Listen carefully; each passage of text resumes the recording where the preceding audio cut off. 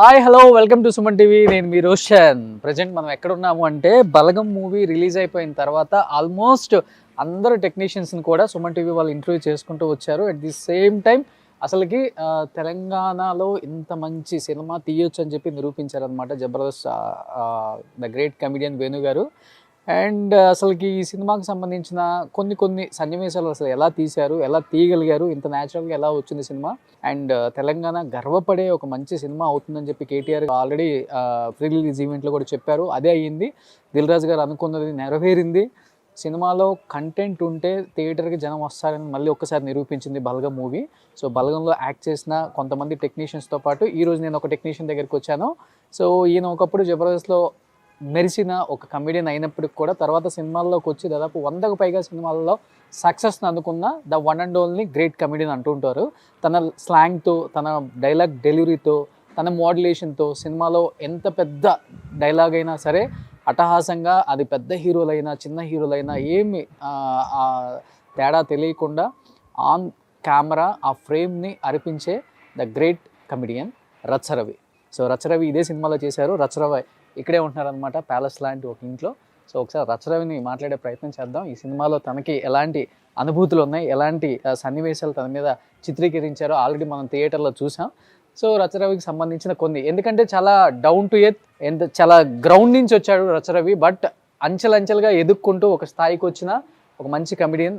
తనే కాదు, జబర్దస్త్లో ఉన్న ప్రతి టెక్నీషియన్ కూడా చాలా కష్టపడి వచ్చారు. అండ్ మణికొండతో వాళ్ళకి చాలా దగ్గర అభినాభావ సంబంధం ఉంటుంది. మణికొండ చిన్న చిన్న రూమ్స్లో ఉండి ఈరోజు ఇండస్ట్రీలో ఒక మంచి కమెడియన్స్గా ఒక మంచి పేరు, హోదా, డబ్బు, ఇల్లు అన్నీ సంపాదించుకున్న వాళ్ళు కాబట్టి కష్టంతోనే ఉంటారు. కాబట్టి ఆ కష్టాన్ని ఇలా న్యాచురల్గా బతికేస్తున్నారు అనమాట. ఒకసారి రచ్చరవితో మాట్లాడదాం.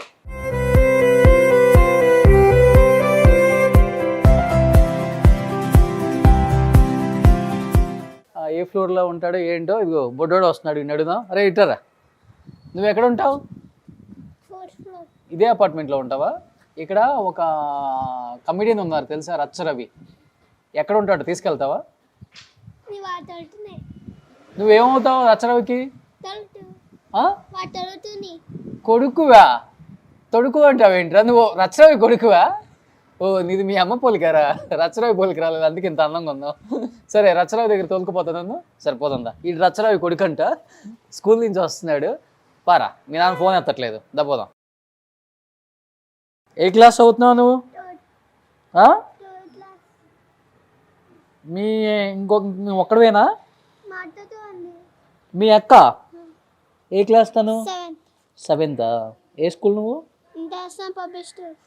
ఎక్కడ ఇంటర్నేషనల్ రా ఇది? స్కూల్ పేరు ఇంటర్నేషనలా? ఓకే.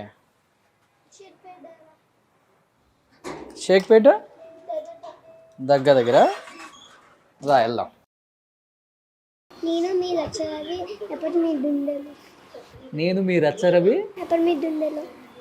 ఎప్పుడు మీ గుండెల్లోనా? ఓ రనీయ్య సార్, మీ అయ్యి కాడికి పోదాం. ఎక్కడ మీది? ఇదేనా? ఎస్, ఇక్కడ ఉన్నాడనమాట. నేను మీ రచ్చరవి, ఎప్పుడు మీ గుండెల్లో అంట. నీ కొడుకు డైలాగ్ చెప్పాడు ఇప్పుడు. కింద దొరికాడు. ఏమవుతాడు నీకు? డాడీయా? మైక్ పెట్టుకో. వస్తా అని చెప్పినావు కానీ ఈ రకంగా అర్థం అనుకోలే. ఏమవుతాడు నీకు? మీ డాడీ డైలాగ్ చెప్పు ఒకటి. ఈ బ్యాగ్ బరువు అవుతుంది రా, స్కూల్ నుంచి మోసేవా? చాలే ఇంక తీ. ఇప్పుడేనా మీరు స్కూల్ దగ్గరికి అయితే పోలే కదా? ఆహా, నేను మీ రచ్చరవి. నువ్వు హీరో అవుతావా, మీ నాన్న కమెడీని అవుతావా?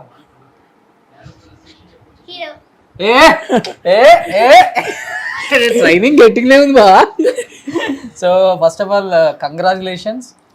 బలగం మూవీ సూపర్ డూపర్ హిట్ అయింది, తెలంగాణ ఖ్యాతిని పెంచింది. అట్ ది సేమ్ టైం ఇదే రోజు RRRకి ఆస్కార్ కూడా వచ్చింది, 1 అయింది. ఫస్ట్ ఆఫ్ ఆల్ అది చూస్తున్నా, అసలుకి నైట్ నుంచి నిద్ర లేదు నాకు. సో బలగం మూవీ టీంతో ఆస్కార్ విన్ అయిన వాళ్ళ ఇంటికి వెళ్తే ఎలా ఉంటుంది అనిపించింది. ఓకే, ఫస్ట్ ఇక్కడికి రాగానే అంటే ఇంటర్వ్యూ ఓకే అయింది కాబట్టి ఇటు రావాల్సి వచ్చింది ఫస్ట్. సరే మనం సరదాగా మీ ఇంటికి వచ్చాం కాబట్టి నీకు సంబంధించిన కొన్ని అవార్డ్స్, ఎందుకంటే నువ్వు అంచెలుగా ఎదుక్కుంటూ వచ్చావు, కష్టపడి పైకి వచ్చావు. కష్టం వాల్యూ తెలిసిన మా రచ్చరవి కాబట్టి మా రచ్చరవి సాధించిన కొన్ని అచీవ్మెంట్స్ చూపిద్దామని.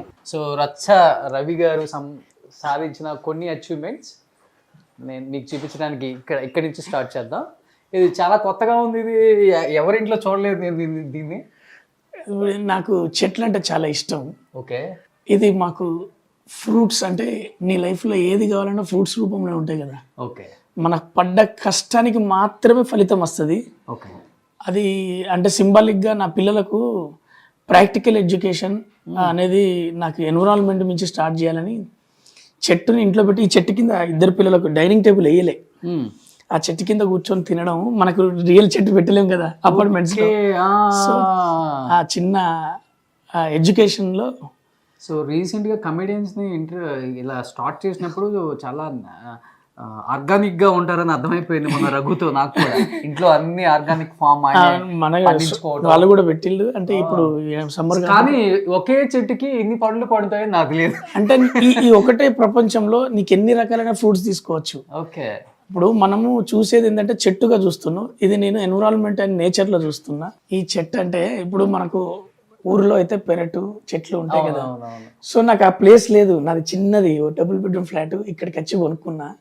సో దాంట్లో భాగంగా ఇప్పుడు ప్రకృతి నేచరును ఈ ప్రపంచం అంతా ఒక చెట్టులాగా ఫీల్ అయితే నువ్వు పడ్డ కష్టానికి నువ్వు కోరుకున్న దానికి ఫలితం అనేది ఉంటుంది కదా, ఇస్తుంది అనేది నమ్ముతాం కదా.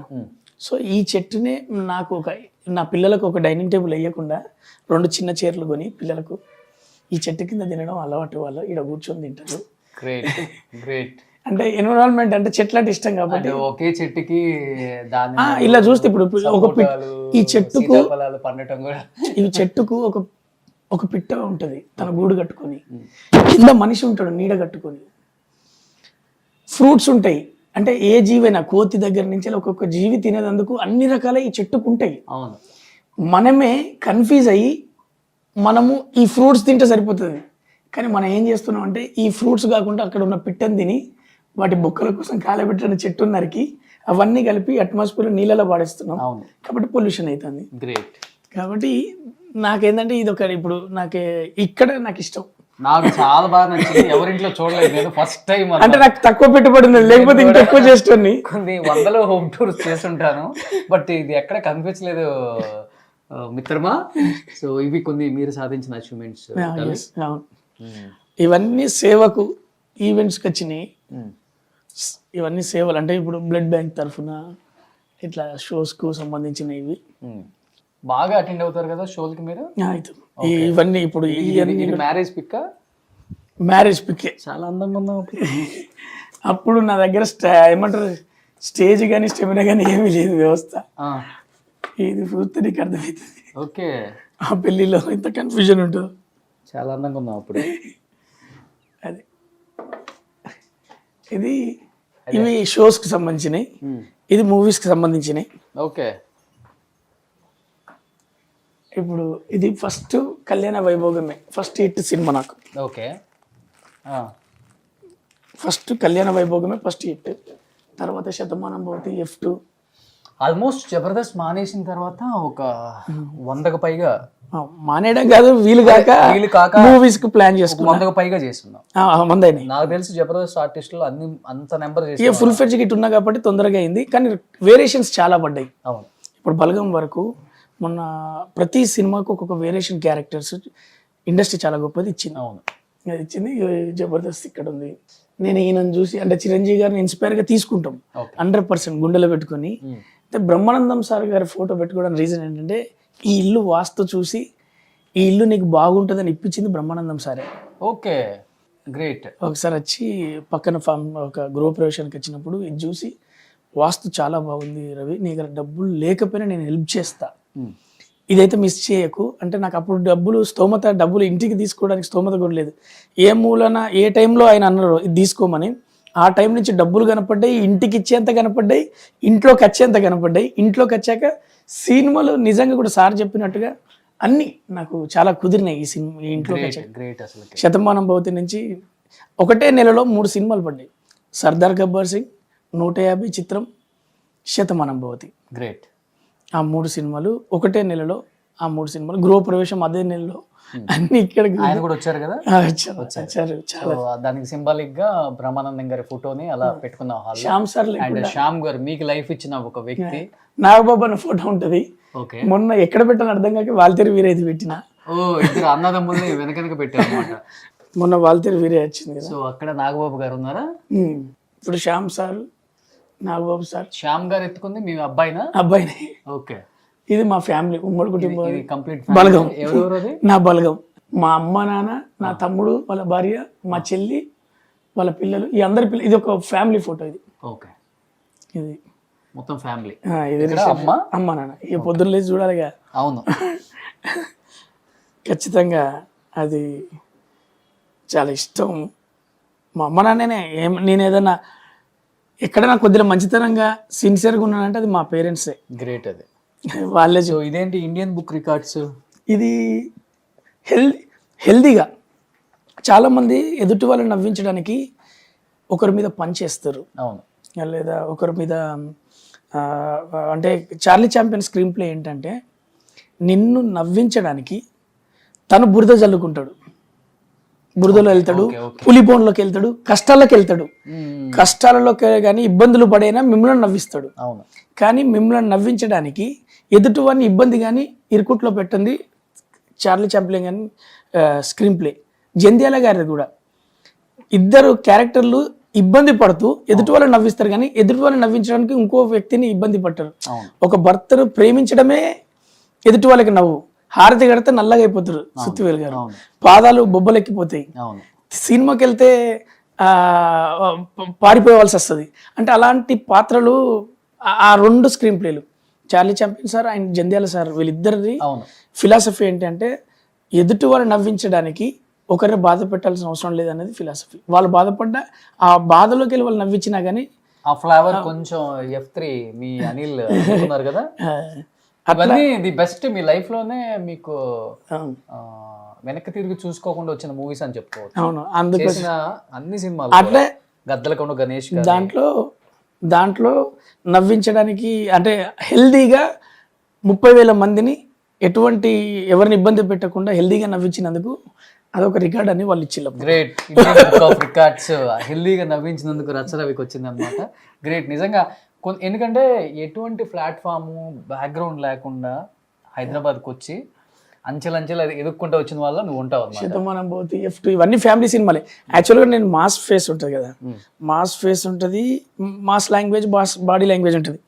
కానీ నాకు లక్కుగా పడ్డ సినిమాలన్నీ కళ్యాణ వైభోగమే, శతమానం భవతి, రాజా ది గ్రేట్, నేనే రాజు నేనే మంత్రి, ఒక్క క్షణం, MCA, Srinivasa Kalyanam, F2, F3, Gaddalakonda Ganesh, ఇట్లా క్రాక్, రెడ్, ఇలా అన్ని సినిమాలలో సరిలేదు నీకెవరు, ఇప్పుడు మొన్నటికి మొన్న రిలీజ్ అయిన బలగం, అంతకుముందు బటర్ఫ్లై, ఇట్లా వేరియేషన్స్తో పాటు ఫ్యామిలీ సినిమాలు ఎక్కువ పడ్డాయి. అవును. ఇలాంటి సినిమాలు ఇంకొక 20 పడితే బయోగ్రఫీ రచ్చరవి లేదు.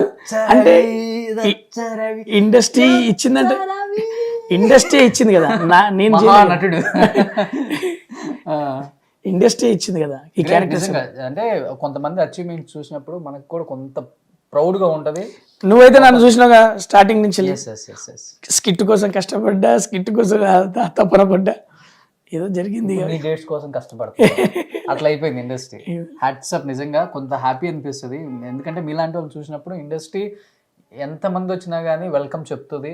ఇండస్ట్రీలో ఈ తొక్కటాలు ఇవన్నీ ఏముండదు. నీకు ఒకటే మాట్లాడుకునే ఊరికి అడ్డు వల్ల అని చెప్పి అర్థమవుతుంది. ఏముండదు, అలాంటిది ఏముండదు. శ్యామ్ ప్రసాద్ రెడ్డి గారు నెల్లూరు నుంచి, రచ్చరవి వరంగల్ నుంచి, రోజా గారు ఇంకొక డిస్టిక్ నుంచి, దిల్ రాజు గారు, ఇట్లా ఇట్లా ఇట్లా ఎవరు ఇదంతా కళామ తల్లికి అందరి పిల్లలే. వర్తున్నోని వదలదు, వర్తు లేకుంటే గుండెలో పెట్టుకోదు. సూపర్. వాళ్ళు ప్రయత్నించి వెనక్కి వెళ్తారు తప్ప వర్తున్నవాడు ఇవ్వలేకపోతే. ఇప్పుడు ఈరోజు ఆస్కార్ రావడానికి నాటు వాళ్ళకి ఇంగ్లీష్ వాళ్ళకి నాటు ఎక్కింది, కన్ఫ్యూజ్ అయ్యి నాటు అని అంటే వాళ్ళే డ్యాన్స్ చేసి మనకి ఇచ్చింది ఆస్కార్. గుర్తుంది నాకు రాదు, డ్యాన్సులు రావు. నేను ఫస్ట్ ట్రై చేద్దాం. ఇండస్ట్రీ ఆస్కార్ వచ్చింది కదా, ఏ రాదు నాకు. ఊరికి ట్రై చేద్దాం.